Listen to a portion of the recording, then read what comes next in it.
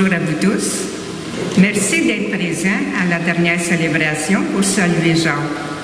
Et en même temps pour lui dire merci pour ces 12 belles années parmi nous. Tu vois quelle grande famille tu as formée pour aider aux célébrations. On n'a pas besoin de les compter. Comme tu dis souvent, ça ne se fait pas tout seul, ça prend toute une équipe de bénévoles. Grâce à ton charisme, tu sauras encore t'entourer d'une très belle équipe. De notre côté, on ne t'oubliera pas. Tu vas nous manquer.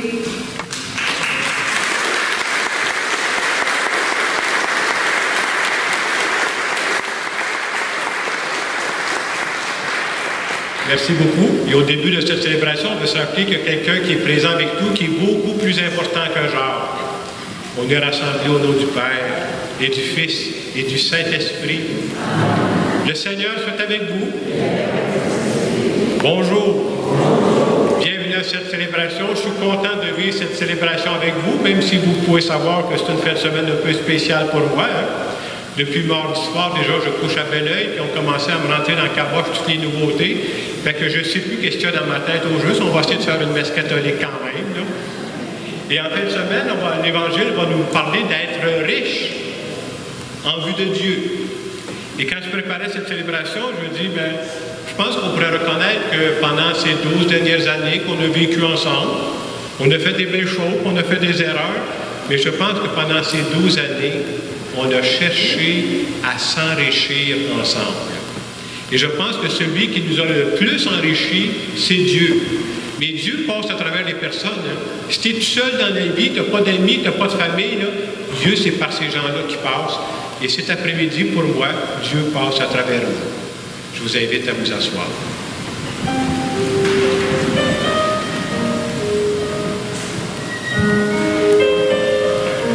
Au tout début de cette célébration, on se rappelle que Dieu est avec nous, qu'il était avec nous et qu'il sera avec nous.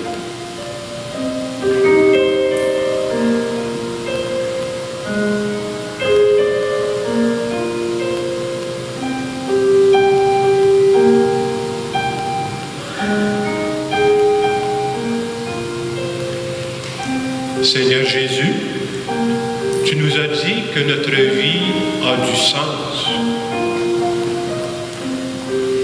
Pour toutes les fois où je crois que ma vie ne mène à rien, je te demande pardon. Seigneur, prends pitié. Seigneur Jésus, je crois profondément que tu nous as mis ensemble pour grandir. Pour toutes les fois où j'oublie que j'ai absolument besoin des autres pour grandir, je te demande pardon. Ô Christ, prends pitié. Seigneur Jésus, tu nous as promis que tu allais multiplier tous nos gestes de bonté. Pour toutes les fois où je pense plus à moi qu'aux personnes que tu m'as confiées, je te demande pardon. Seigneur, prends pitié. Que ce Dieu qui nous aime et qui continue de nous aimer, qu'il nous bénisse. Le Père, le Fils et le Saint-Esprit. Amen. On peut se lever pour le chant du gloire à Dieu.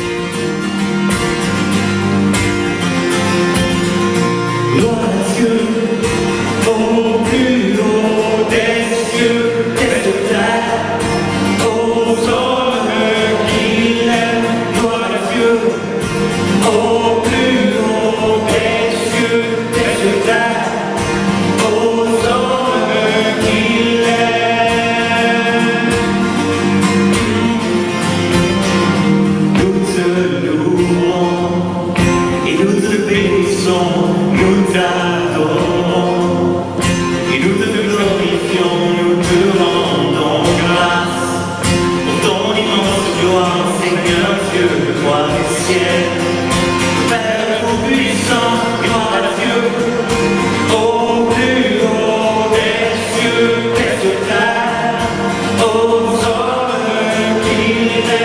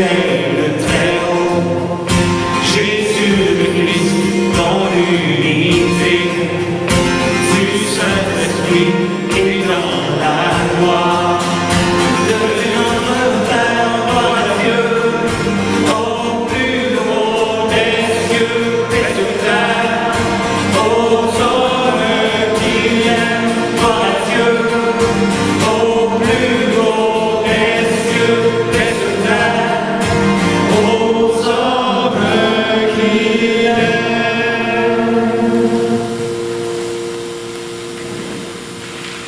Prions le Seigneur.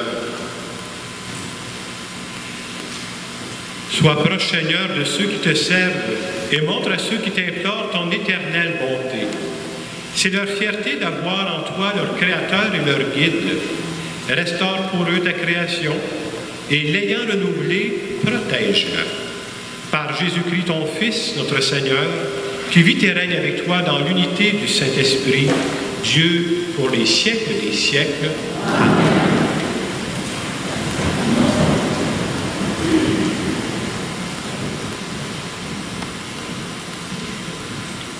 Lecture du livre de Coëlette. Vanité des vanités, disait Coëlette. Vanité des vanités, tout est vanité. Un homme s'est donné de la peine, il est avisé, il s'y connaissait, il a réussi. Et voilà qu'il doit laisser son bien à quelqu'un qui ne s'est donné aucune peine. Cela aussi n'est que vanité, c'est un grand mal. En effet, que reste-t-il à l'homme de toute la peine et de tous les calculs pour lesquels il se fatigue sous le soleil? Tous ses jours sont autant de souffrances, ses occupations sont autant de tourments. Même la nuit, son cœur n'a pas de repos. Cela aussi n'est que vanité. Parole du Seigneur. Alors tous ensemble, d'âge en âge, Seigneur, tu as été notre refuge. Tu fais retourner l'homme à la poussière. Tu as dit, retournez, fils d'Adam. À tes yeux, 1000 ans sont comme hier. C'est un jour qui s'en va, 1 heure dans la nuit. D'âge en âge, Seigneur, tu as été notre refuge. Tu les as balayés, ce n'est qu'un songe. Dès le matin, c'est une herbe changeante. Elle fleurit le matin, elle change. Le soir, elle est fanée, desséchée.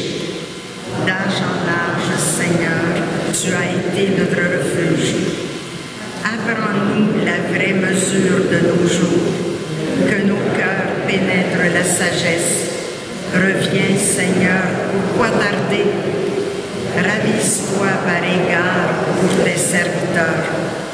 D'âge en âge, Seigneur, tu as été notre refuge. Rassasie-nous de ton amour au matin, que nous passions nos jours dans la joie et les chants, que vienne sur nous la douceur du Seigneur notre Dieu, consolide pour nous l'ouvrage de nos mains. D'âge en âge, Seigneur, tu as été notre refuge. On peut se lever pour l'acclamation.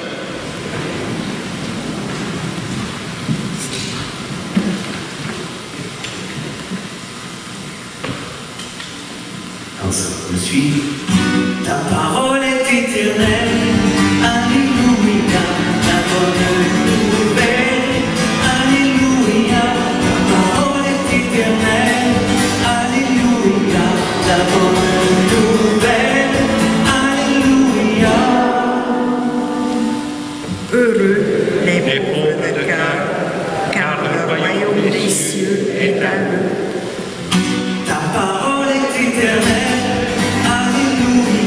La bonne nouvelle, alléluia, ta parole est éternelle, alléluia, la bonne nouvelle, alléluia.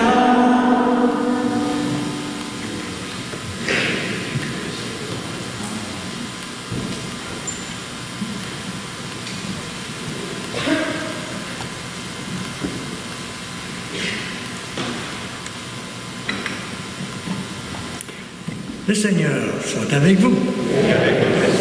Évangile de Jésus-Christ selon saint Luc.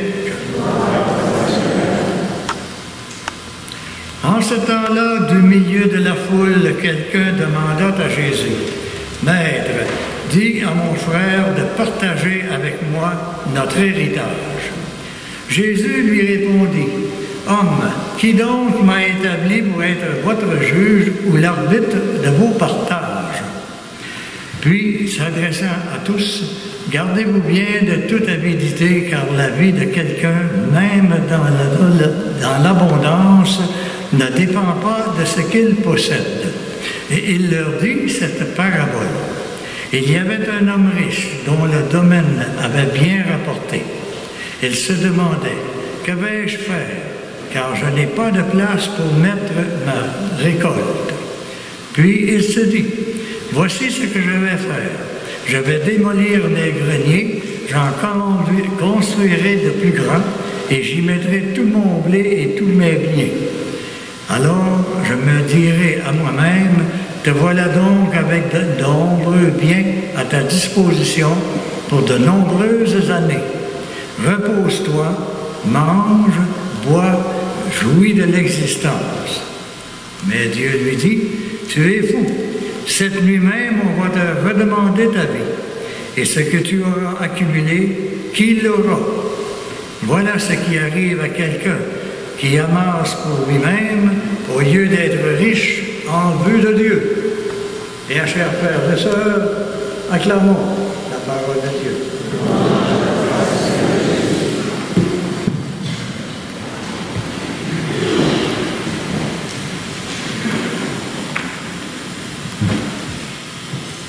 Lors d'une dernière homélie, il faut faire attention pour ne pas faire trop de gaffes. Alors, j'espère que je ne vous ferai pas perdre la foi. Ça ferait au moins ça. Alors, dans les lectures, la première lecture qu'on a entendue aujourd'hui, qui est tirée du Coëlette, qu'on appelait l'Ecclésiaste avant, ça a retenu mon attention.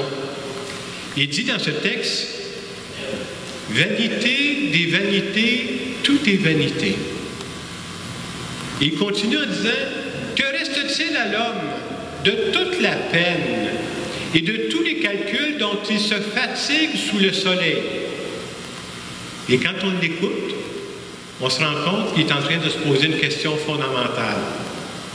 Il est en train de se poser la question, est-ce que ma vie vaut la peine?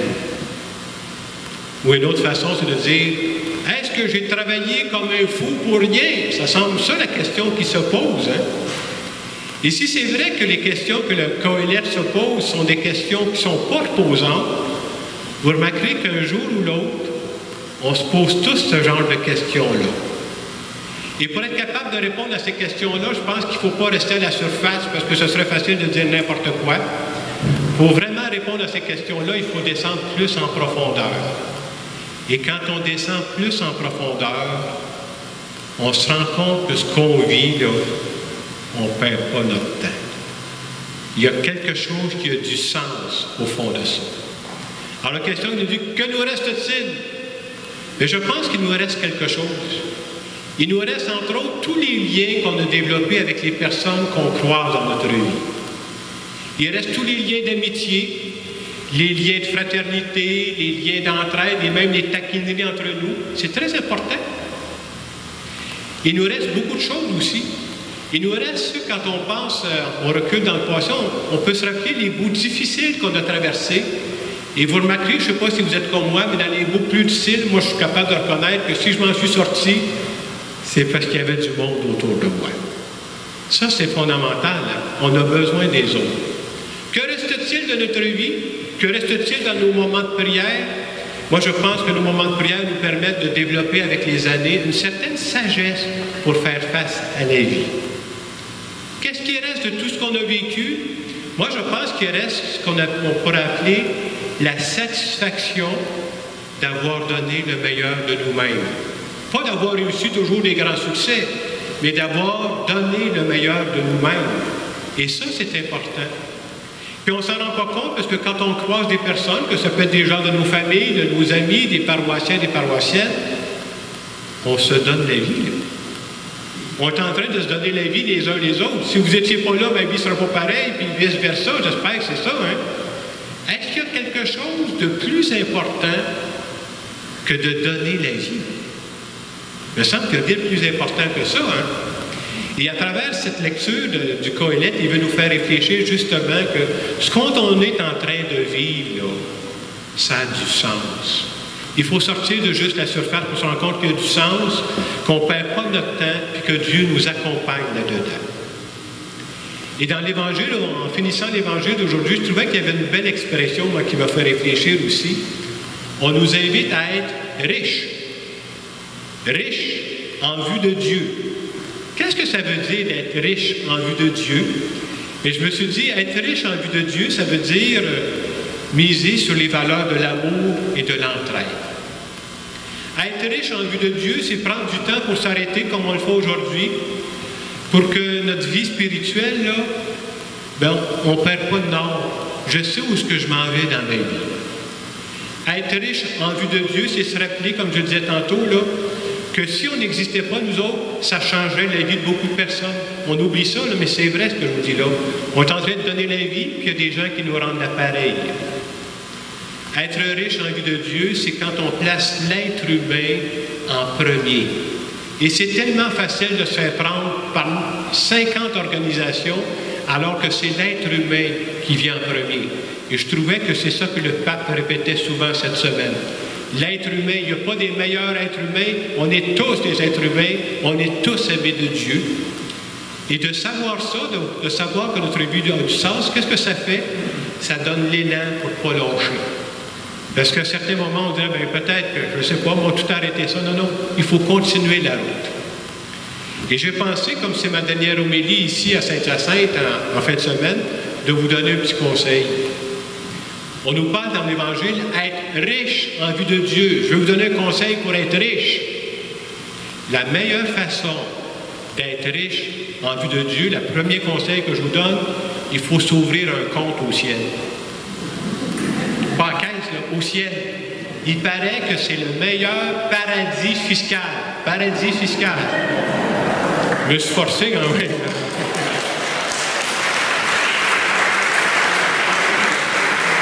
Et dans ce compte au ciel, Dieu nous promet qu'il va multiplier tous nos gestes de bonté comme il l'a fait jadis quand il a multiplié les pains et les poissons. Ça veut dire quoi? À chaque fois qu'il y a quelqu'un dans mon entourage, dans ma famille, dans nos amis, qui est malade, qui va à l'hôpital, de prendre soin de ces personnes-là, de les encourager, de dire que Dieu ne les oublie pas. À chaque fois, c'est comme si on faisait un dépôt dans le compte. Quand je rencontre quelqu'un qui vient de perdre un être cher, tu viens de perdre ton conjoint, ta conjointe, tu viens de perdre un de tes enfants, tu viens de perdre ta mère, là. Ces personnes-là ont besoin de parler. Quand on prend le temps de les écouter, de les encourager, on est en train de faire un dépôt dans le compte du ciel. Et chaque fois qu'on est en service avec les talents qu'on a, on est en train de faire un dépôt dans le compte du ciel. Et nous, on croit que Dieu va multiplier ça au centuple. Quand on croit à ça, là, ça fait vivre. Et même si on est des personnes limitées, même si on n'est pas capable de tout faire, si on fait des dépôts régulièrement, là, vous savez ce qui va arriver? On va devenir riche en vue de Dieu. Et je me disais, comme c'est ma dernière homélie, je voulais vous dire que je pense qu'au cours des dernières années, les 12 dernières années que j'ai passées avec vous ici, je pense qu'ensemble, parce que tout seul, je ne crois pas ça, là, je pense qu'ensemble, on a fait souvent des dépôts dans le compte du ciel. On le fait de bien des façons, puis je pense qu'on pourra toujours être fiers de ça. Il y a une satisfaction à faire le bien. Et je dirais qu'il y a doublement une satisfaction de faire le bien avec d'autres. On est toujours plus forts ensemble. Et un jour, notre espérance, c'est qu'on va se retrouver. On va se retrouver au ciel, même si c'est pas, comme quelqu'un me disait, c'est important, mais c'est pas urgent. On va se retrouver au ciel, puis quand on va se retrouver là, on va se rendre compte que dans notre compte du ciel, là, Dieu aura multiplié ça au centuple. Et non seulement on sera heureux de se retrouver, mais à ce moment-là, on pourra dire, sans se tromper, qu'on est devenu riche en vue de Dieu. Alors, c'est ce qu'on peut se souhaiter, On a vécu des belles choses ensemble, on va continuer en vivre. Je vous invite à continuer à déposer dans le compte du ciel, puis un jour on va se retrouver. Et en terminant cette homélie, moi ce que je veux faire, puis ce que je vous invite à faire aussi pendant les moments de silence qui suivent, prenons la peine de dire à Dieu, merci pour tout ce qui s'est vécu de beau, de grand ensemble.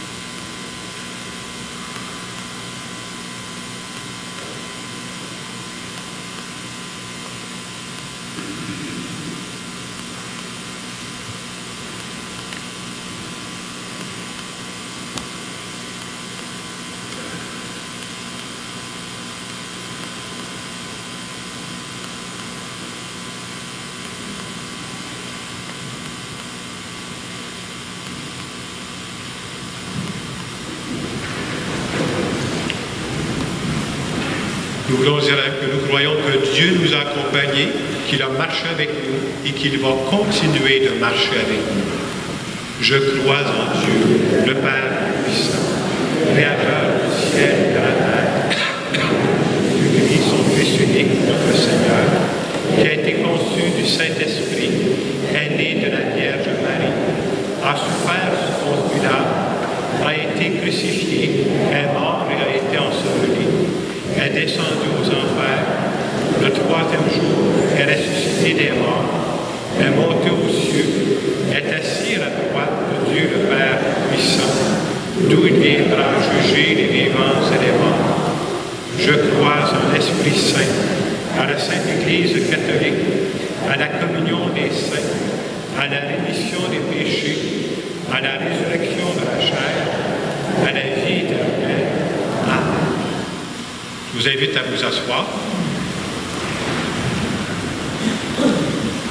Depuis quelques années, j'avais développé l'habitude pour la prière universelle de mentionner des prières qui étaient suggérées par des gens qui fréquentent nos églises.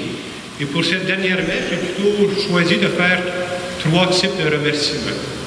Des remerciements à Dieu. Alors, premier merci. Merci à Dieu pour toutes les personnes qui ont partagé leur temps et leur talent pour faire vivre nos paroisses. Merci Seigneur. Merci à Dieu pour toutes les grâces que nous avons reçues en priant ensemble. Merci Seigneur. Et comme j'aime le dire, c'est une forme de prière que j'ai développée pendant que j'étais à Saint-Hyacinthe, je ne le faisais pas avant. Je dis merci à l'avance à Dieu pour tout ce que nous allons vivre de beau dans les mois et les années à venir. Merci Seigneur. Nous allons maintenant continuer notre célébration.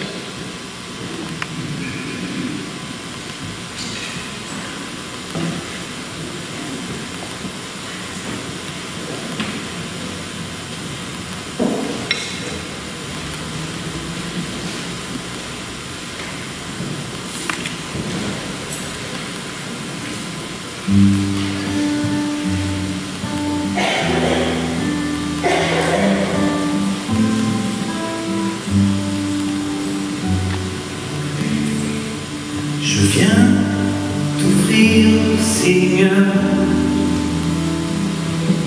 ce que j'ai de meilleur. Je viens t'offrir ma vie. Oui, à toi, Jésus-Christ. Et même si je suis fragile, et même si c'est difficile,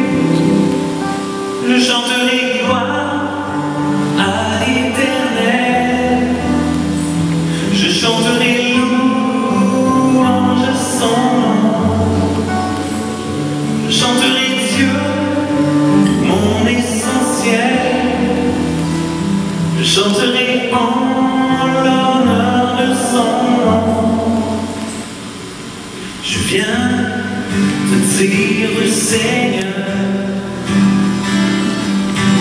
que tu es mon bonheur, non rien peut détruire notre bel avenir, même si je suis fragile, et même si c'est difficile.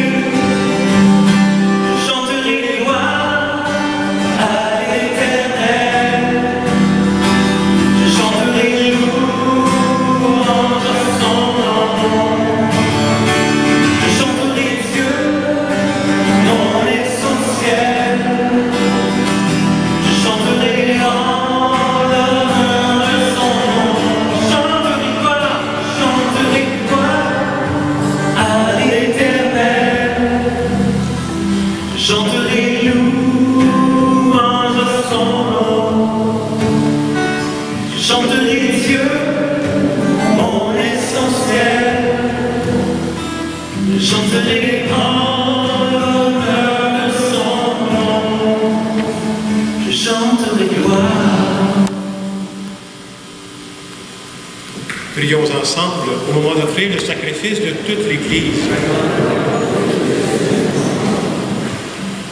Dans ta bonté, sanctifie ces dons, nous t'en prions, Seigneur. Accepte le sacrifice spirituel que nous t'offrons et fais de nous-mêmes une éternelle offrande pour toi, par le Christ, notre Seigneur. Le Seigneur soit avec vous. Élevons notre cœur. Rendons grâce au Seigneur notre Dieu. Vraiment, il est juste et bon, pour ta gloire et notre salut, de t'offrir notre action de grâce toujours et en tout lieu, Seigneur, Père très saint, Dieu éternel et tout-puissant. Nous reconnaissons le signe de ton immense gloire quand tu portes secours à la faiblesse humaine par ta puissance divine. Mais plus encore quand ton Fils prend notre condition mortelle pour nous guérir de la mort. Ainsi, tu fais de notre existence périssable un passage vers le salut par le Christ notre Seigneur. Par lui, les anges adorent ta majesté et se réjouissent en ta présence à jamais. À leur hymne de louange, laisse-nous joindre nos voix pour chanter et proclamer. Tu es saint, Dieu de l'univers, tu es saint, Dieu de l'univers. Au plus haut des cieux, au plus haut des cieux, tu es saint, Dieu de l'univers, tu es saint, Dieu de l'univers, Hosanna, au plus haut des cieux, au plus haut des cieux. Le ciel et la terre sont remplis de ta gloire. Béni soit celui qui vient dans le nom du Seigneur, du Seigneur. Tu es saint, Dieu de l'univers, tu es saint, Dieu de l'univers. Hosanna, au plus haut des cieux, au plus haut des cieux. Tu es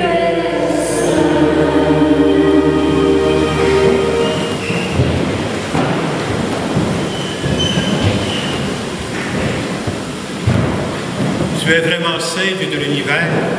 Il est juste que toute la création proclame ta louange, car c'est toi qui donnes la vie, c'est toi qui sanctifies toutes choses, par ton Fils Jésus-Christ notre Seigneur, avec la puissance de l'Esprit Saint.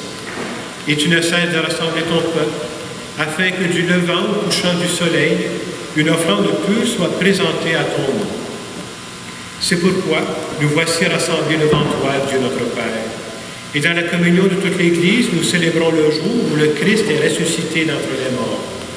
Par lui que tu as élevé à ta droite, nous te supplions de consacrer toi-même les offrandes que nous apportons. Sanctifie-les par ton esprit, pour qu'elles deviennent le corps et le sang de ton Fils, Jésus-Christ notre Seigneur, qui nous a dit de célébrer ce mystère. Au milieu de ses amis, le Seigneur prit du pain, le bénit et le rompit en disant: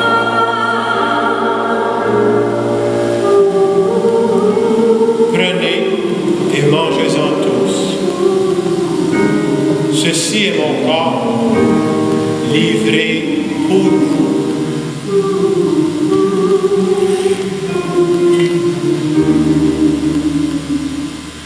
À la fin de ce repas, le Seigneur prit du vin, rendant grâce, il le bénit en disant: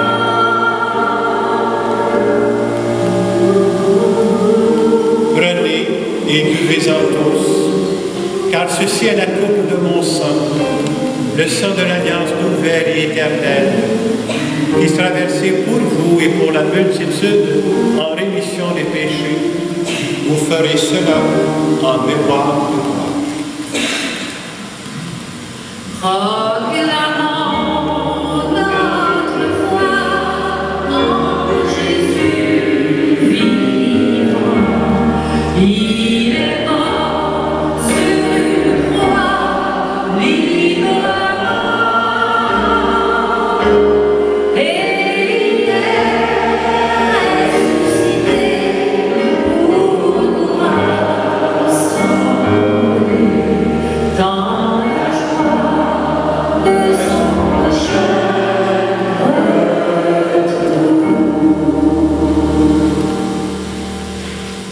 En faisant ici mémoire de ton Fils, de sa passion qui nous sauve, de sa glorieuse résurrection et de son ascension dans le ciel, alors que nous attendons son dernier avènement, nous t'offrons, Seigneur, en action de grâce, ce sacrifice vivant et saint.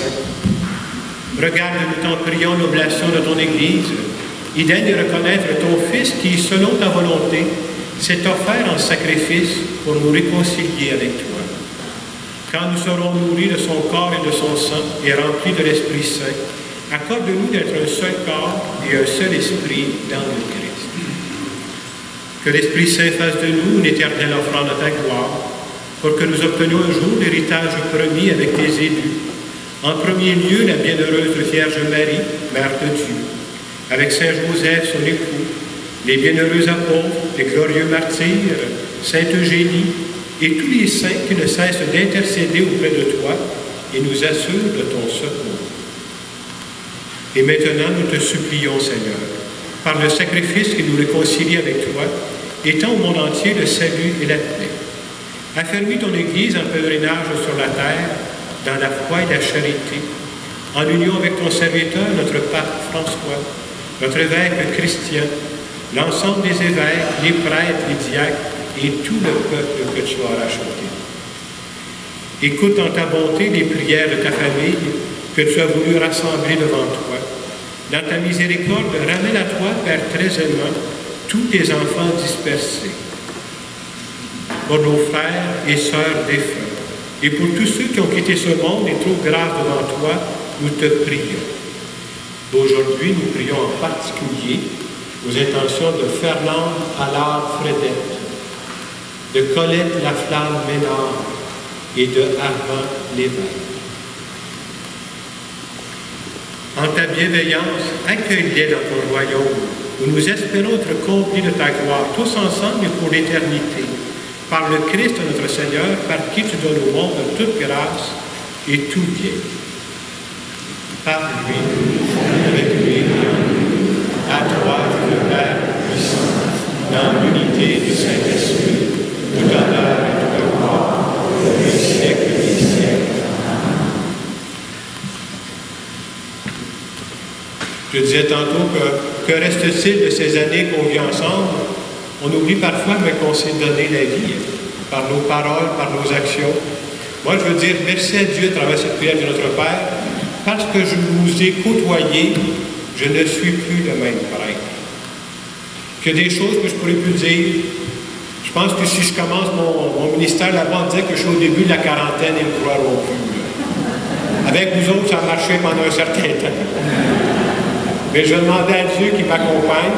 Je veux dire merci pour ce que vous m'avez apporté, puis tant mieux si j'ai pu vous apporter quelque chose, qu'à travers cette prière à Dieu, disons merci tout le monde.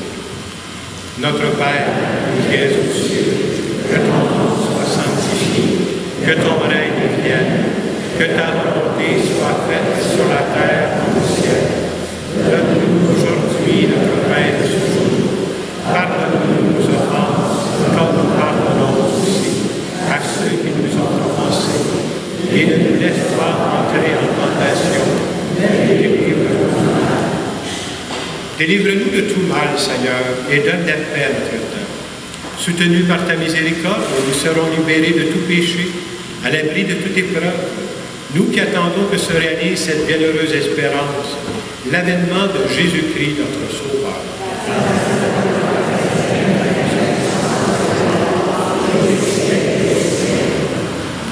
Seigneur Jésus-Christ, tu as dit à tes apôtres, je vous laisse la paix, je vous donne ma paix. Ne regarde pas nos péchés, mais la foi de ton Église, pour que ta volonté s'accomplisse. Donne-lui toujours cette paix et conduis-la à l'unité parfaite. Toi qui vis et règnes pour les siècles et les siècles. Et que la paix du Seigneur soit toujours avec vous.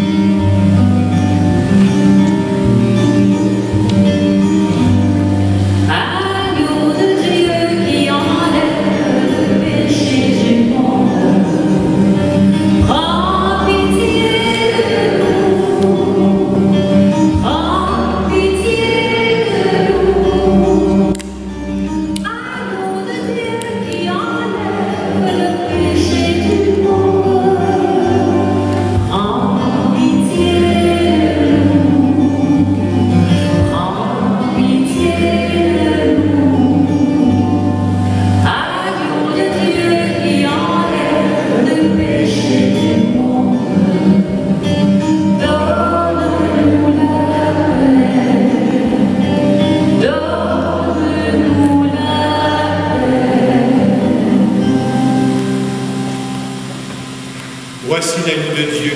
Voici celui qui enlève les péchés du monde. Heureux les invités au repas des noces de l'agneau. Seigneur, je ne suis pas digne de que les seulement de parole de celui qui est.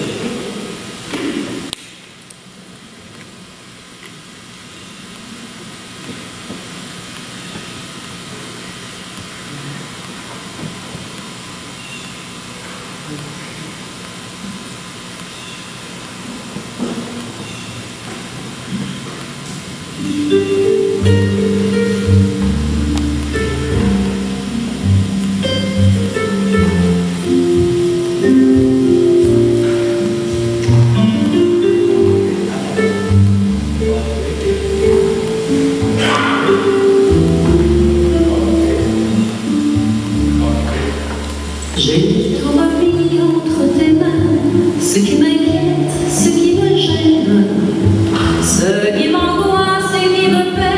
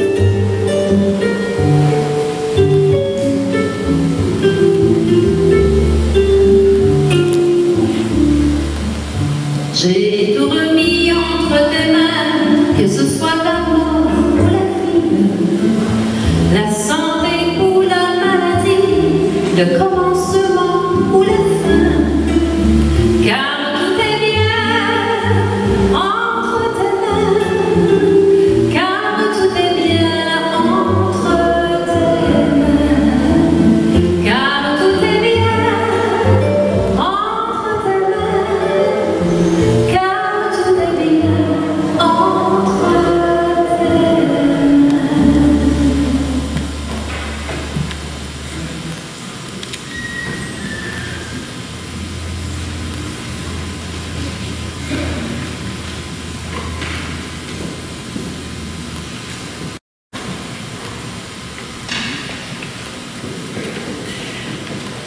On me prie de vous faire une petite annonce. Les gens qui ont manifesté leur intention d'assister à notre rencontre de fraternisation après la messe sont invités à passer par la descente vers le sol qui est situé à l'arrière de l'église.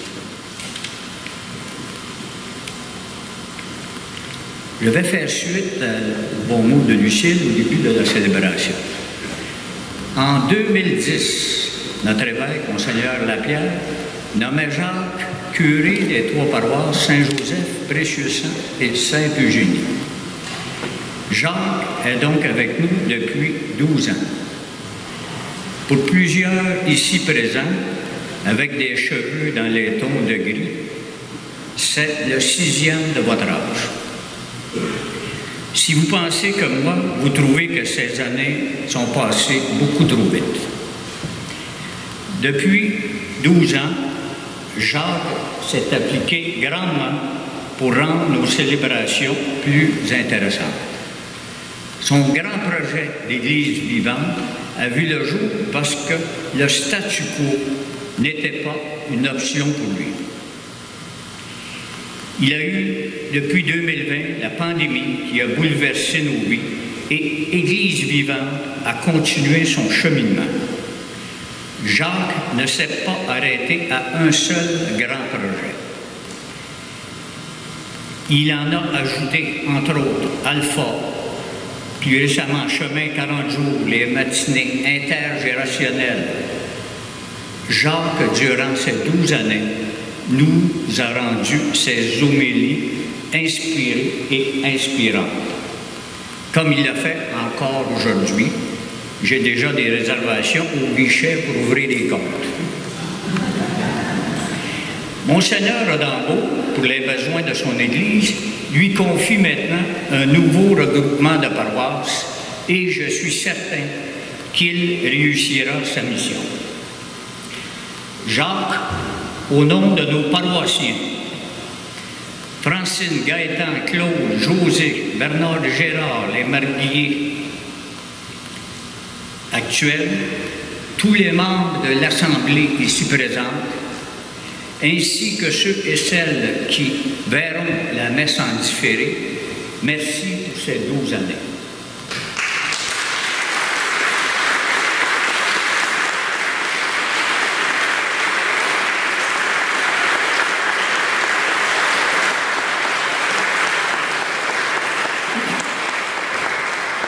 Nous avons été privilégiés. Merci de ta grande disponibilité. Et que la santé soit avec toi afin de pouvoir continuer encore longtemps ton travail dans notre communauté diocésaine. Merci.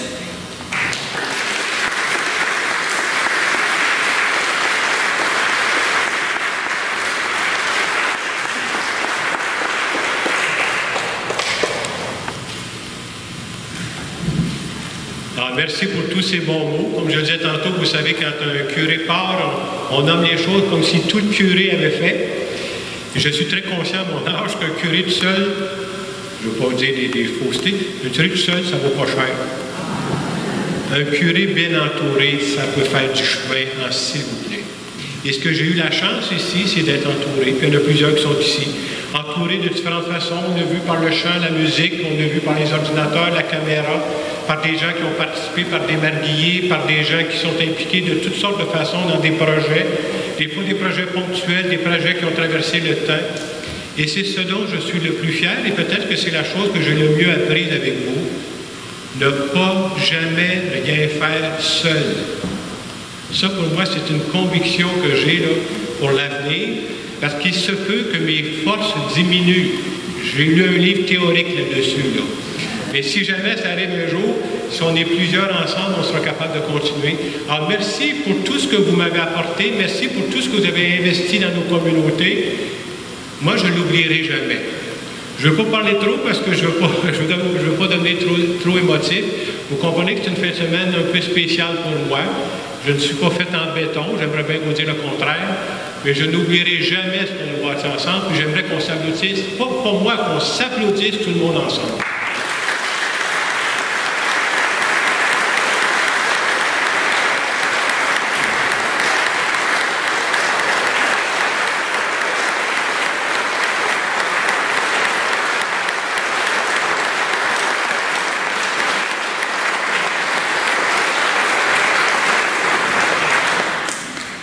Comme je le disais dans l'oubli tantôt, je suis convaincu qu'on n'a pas perdu notre temps.